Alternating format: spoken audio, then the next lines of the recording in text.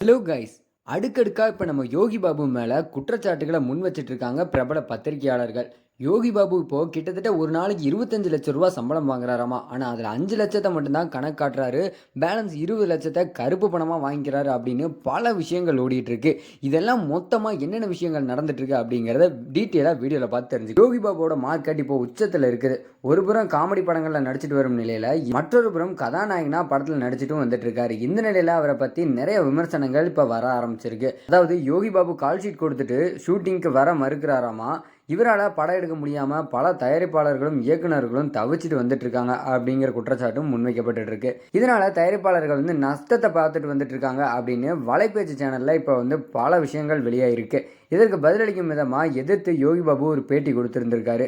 அதாவது இந்த வலைபேச்சு பத்திரிகையாளர்களை நான் சரியா கவனிக்கிறது இல்லை அப்படிங்கிறதால அவங்க என்ன வேணா அவதூறா விஷயங்கள் பேசிட்டு வந்துட்டு இருக்காங்க அப்படின்னு சொல்லியிருக்காரு. அதாவது அவங்களுக்கு பணம் கொடுத்து நான் அவங்களை திருப்திப்படுத்தலை அப்படிங்கிறதுனால என் மேல அவதூறா பேசிட்டு வந்துட்டு இருக்காங்க. இப்போ மறுபடியும் வலைபேச்சு பிஸ்மி, அந்தணன் மற்றும் கார்த்திகேயன் இவங்க 3 பேரும் நேரடியாக யோகி பாபுவுக்கு சவால் விடும்படியா பல விஷயங்களை போட்டு உடைச்சிருக்காங்க. யோகி பாபு ஒரு குப்பமேடு, அவரை வேணும்னா தன்னோட குடும்பம் மற்றும் குழந்தைகளோட முருகன் கோயிலுக்கு வர சொல்லி சத்தியம் செய்யறோம் அப்படின்னு வலைபேச்சு பத்திரிகையாளர்கள் இப்ப பேசியிருக்காங்க. மேலும் அவரோட சம்பளம் ஒரு நாளைக்கு 25 லட்சம் சம்பளம். ஆனா அதுல 5 லட்சத்தை மட்டும் கணக்கு காட்டிட்டு மற்ற 20 லட்சத்தை கருப்பு பணமா வாங்கி பதுக்கிறாரு அப்படின்னு மிகப்பெரிய ஒரு குற்றச்சாட்டை முன் வச்சிருக்காங்க.